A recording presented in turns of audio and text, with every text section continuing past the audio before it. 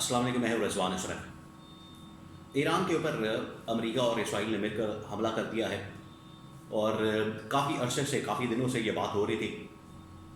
کہ کسی وقت بھی ایران کے اوپر حملہ کیا جا سکتا ہے۔ آخرکار ایران کے اوپر حملہ کر دیا گیا۔ اب یہ جو حملہ کیا گیا ہے امریکہ اور اسرائیل کی جانب سے، یہ بڑا خطرناک ہی خوفناک حملہ ہے،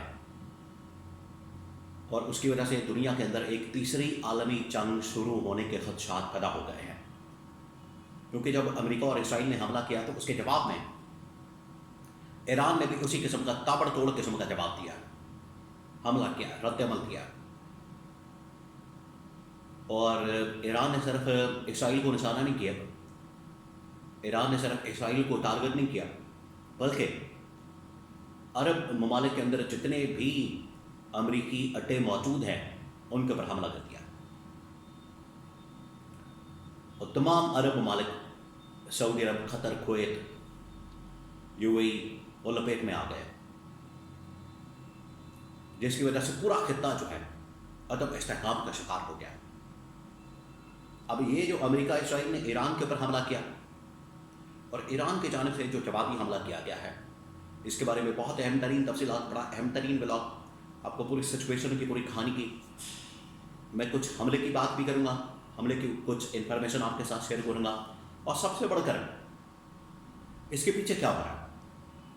اس کے پیچھے سیاست کیا ہے، اس کے پیچھے منصوبہ کیا ہے، اس کے پیچھے سازش کیا ہے،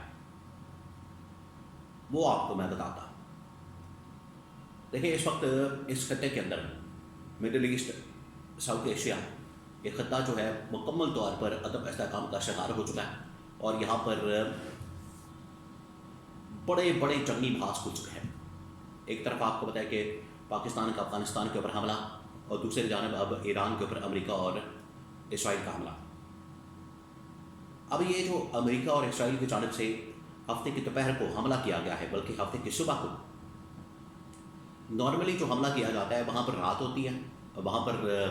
دن ہوتا ہے امریکہ وغیرہ میں، اور ادھر رات ہوتی ہے اس علاقے میں، اور اس وقت حملہ کیا جاتا ہے۔ لیکن یہ پہلی بار ہوا ہے کہ امریکہ کے اندر رات ہے اور یہاں پر دن ہے، اور دن کے وقت میں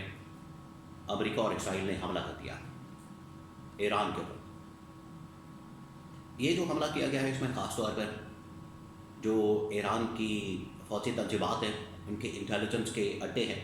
پاسداران انقلاب ہے، ریولوشنری گارڈز، اس کے علاوہ رہبر اعلیٰ آیت اللہ خامنائی، ان کے صدر، یعنی اہم ترین جو ٹارگٹس ہیں ان کو نشانہ بنانے کی کوشش کی گئی۔ اور اس کے بارے میں بہت ساری خبریں آ رہی ہیں، بہت ساری اطلاعات آ رہی ہیں، بہت ساری انفارمیشن آ رہی ہے کہ فلانا شہید ہو گیا ہے، یہ مر گیا ہے، یہ جاں بحق ہو گیا ہے، یہ ہلاک ہو گیا ہے۔ اس کے بارے میں بڑی خبریں آ رہی ہیں، لیکن جس طریقے سے ایران کی جانب سے رد عمل دیا گیا ہے، اور ایران اس کو خاص طور پر اس انفارمیشن وارفیئر کے اندر بھی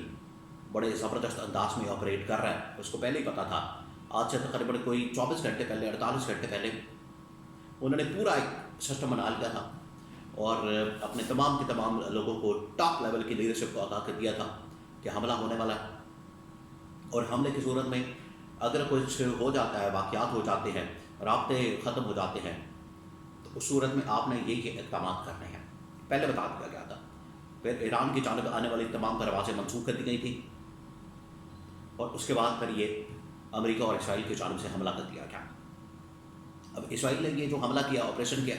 اس کو لائنز رور کے نام سے پکارا گیا، اس کا ٹائٹل دیا گیا لائنز رور، یعنی کہ شیر کی دھاڑ۔ اور ادھر امریکہ نے اس آپریشن کو نام دیا ہے ایپیکس فیوری، شدید ترین غصہ۔ اس سے پہلے جنیوا کے اندر، اور ابھی آنے والے دنوں میں ویانا کے اندر باقاعدہ مذاکرات ہونے تھے، امریکہ اور کچھ یورپین طاقتیں اور ایران۔ لیکن اور اس سے پہلے بھی جب پچھلے سال حملہ ہوا تھا جون میں ایران کے اوپر، اس وقت بھی مذاکرات ہو رہے تھے، حملہ کر دیا گیا۔ اس بار بھی مذاکرات ہو رہے، مذاکرات کے دوران ہی دھوکہ دے کے حملہ کر دیا گیا۔ ایران پوری طرح سے تیار تھا، ایران کو پتہ تھا، ایران کو اندازہ تھا، ایران کو اس بات کا آئیڈیا تھا کہ یہ حملہ ہوگا، اور پریمپٹیو اسٹرائک، اس کو سامنے رکھتے ہوئے، اس کو مد نظر رکھتے ہوئے یہ حملہ کیا جائے گا، اور پوری تیاری تھی ایران کی۔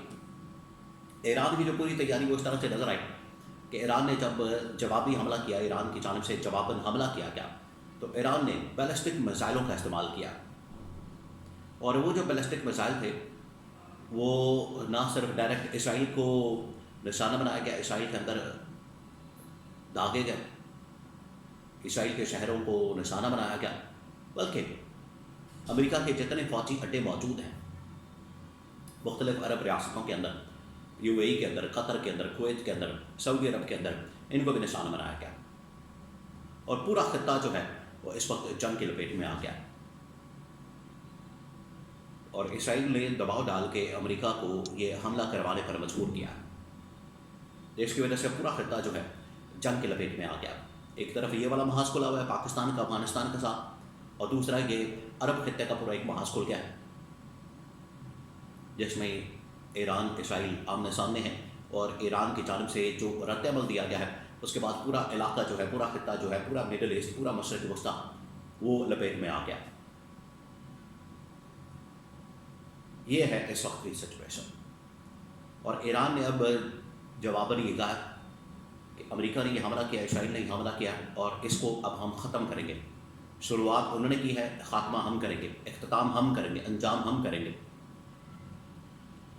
اصل میں سازش اس کے پیچھے یہ ہے کہ یہ پورا علاقہ اس وقت عدم استحکام کا شکار کرنا ہے، جو 2025 ڈونلڈ ٹرمپ جس کو کہتا تھا کہ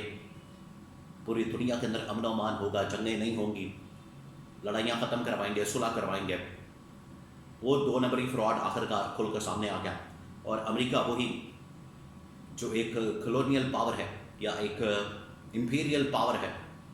اس کے طور پر، سپر پاور کے طور پر آپریٹ کر رہا ہے، اور دنیا کے اندر اس وقت جنگیں شروع کروا چکا ہے۔ ایک طرف ہلا شہری دے رہا ہے،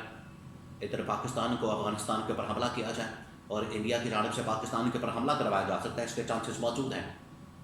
دوسرا، اسرائیل کے ساتھ مل کر اس نے ایران کے اوپر حملہ کر دیا، اور ایران کے ذریعے سے وہ افغانستان کی سپورٹ کر سکتا ہے، یا پھر ایران کے ذریعے سے پاکستان کے اوپر حملہ کر سکتا ہے۔ تو یہ پاکستان کے لیے بڑا کریٹیکل ٹائم ہے، آج آ کے پاکستان نشانہ بنتا ہے، نشانے پر پاکستان آتا ہے، تو یہ بڑا خوفناک ایک منظر ہے۔ ایک طرف تیسری عالمی جنگ کا خطرہ موجود ہے، دوسری جانب پاکستان کو نشانہ بنانے کے خطرات موجود ہیں۔ ایسے موقع پر پاکستان کی حکومت ریاست کو اتحاد کے ساتھ پھونک پھونک کر قدم اٹھانے کی ضرورت ہے۔